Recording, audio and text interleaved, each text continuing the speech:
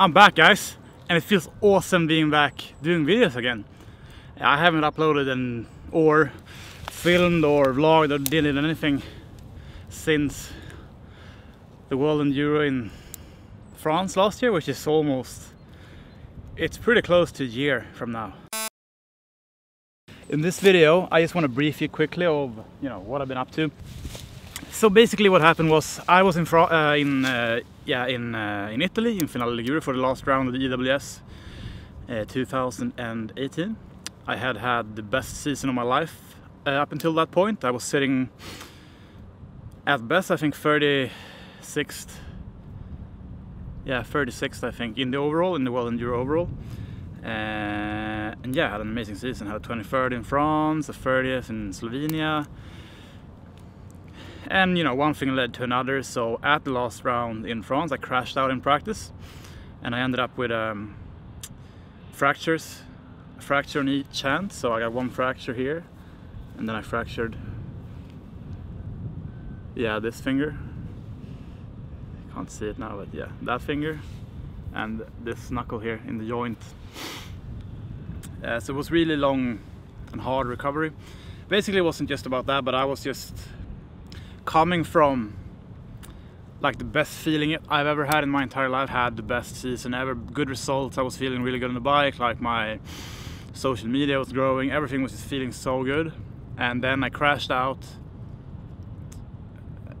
had a cast on both hands, was out. It was the end of the season, so it was fine. And then I received a phone call a couple of weeks later, and I wasn't gonna get that deal that I had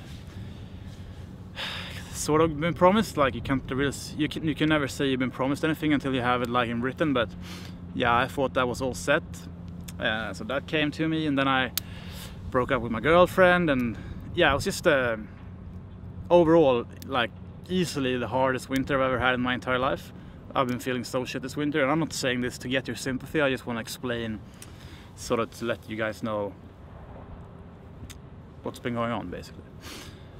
Anyhow, so I'm gonna do some racing this year. It's not all over. I'm gonna race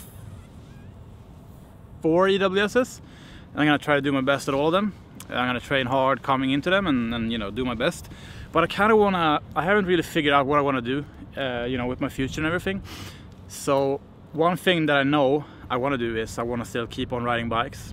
I want to race bikes, maybe a little bit less, unless I can get some sort of pro deal and do it full time. Because if you race enduro, you almost have to, being at the level I've been at, to take it to the next step.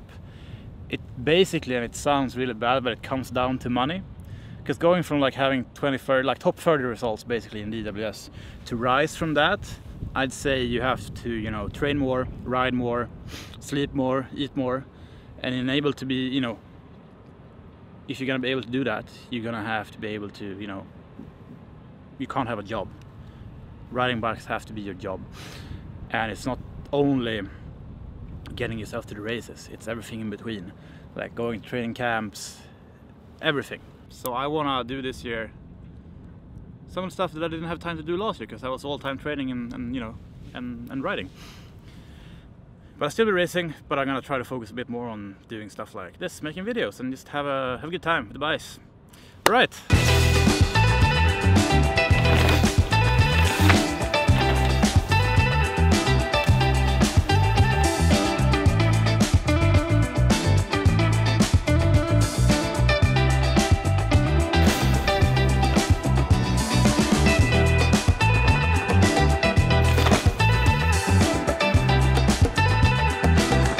My local hill, it's 10-15 minutes from where I live. It's called Högalsoppen. It's the highest peak in Stockholm. I actually thought Slottsbro was the highest peak in Stockholm, but as it turns out, Slottsbro is actually not in the county of Stockholm, so that's why I explained. We have a few classic tracks over here, but this track here is a little bit steeper one. I think a few cross-country guys built this. So it's basically, you have this right-hander, left, right, and then another left. And these corners are really good to, to practice cornering. Those few times and try to, explain what I'm doing. And then I'm gonna do a few jumps. There you have it.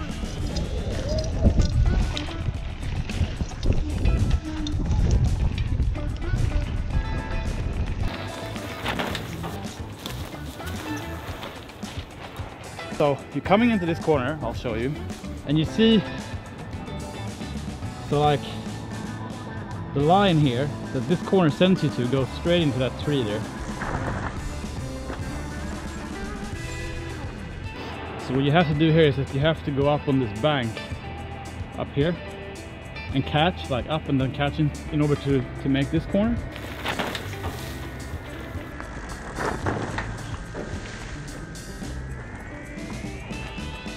What I'm trying to explain is that it's better to hit this corner a bit slower, get the proper like enter and exit on this corner so that you actually can make it up here.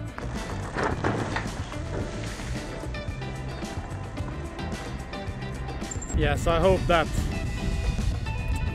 you know, sort of shows what I'm trying to explain. If it doesn't, put it in the comments.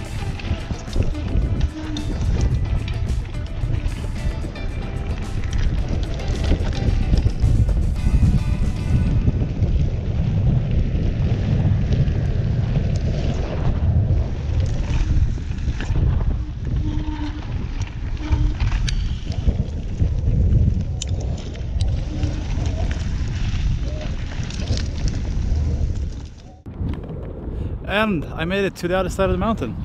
So this is more of a classic track. It's been here for a couple of years. It starts off right here. Jump there that needs to be shaped. Jumps! I'm not gonna hit that today. I'm gonna go on the side instead. And then it just like whirls down. And it's a great track for, you know, going in the spring when you're feeling a bit rusty on the bike. I only use it for, you know, to get the cobwebs off, basically. Cobwebs off, basically. So that's what I'm gonna do. Just gonna hit it a few times, and I'll just show it to you, you know, quickly what it's like.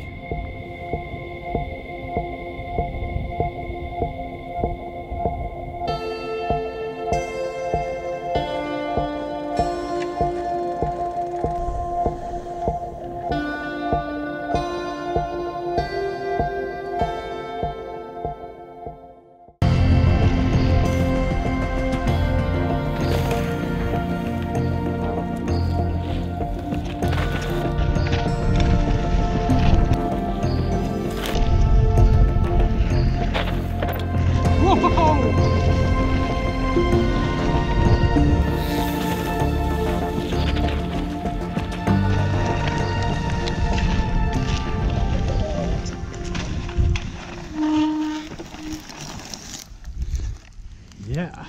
Right, so there you have it, guys. I'm gonna skip the last part because it's still like, yeah, you have snow here, snow there, and it's really mucky, so I'll give it a few more days to let it dry up, and then we're ready to send all the way. That's basically it. Like, top up here, finishes just down here. It takes me 29-28 seconds on a good day all the way from the top down. So yeah, see another cyclist here. I think that guy has he got a wrong bike. Du har fel cykel, tror jag. Ja, jag var lite sladdigt. Ja, jag tänker med det. Alright guys, so just that's it for today. Please let me know what you think of the video. Try to make at least one video every week, especially now when the weather is good, so I'm gonna try to keep it up. And yeah, let me know what you think. Subscribe to my channel, like this video. It feels really good to be back doing this. I'll see you guys in the next video.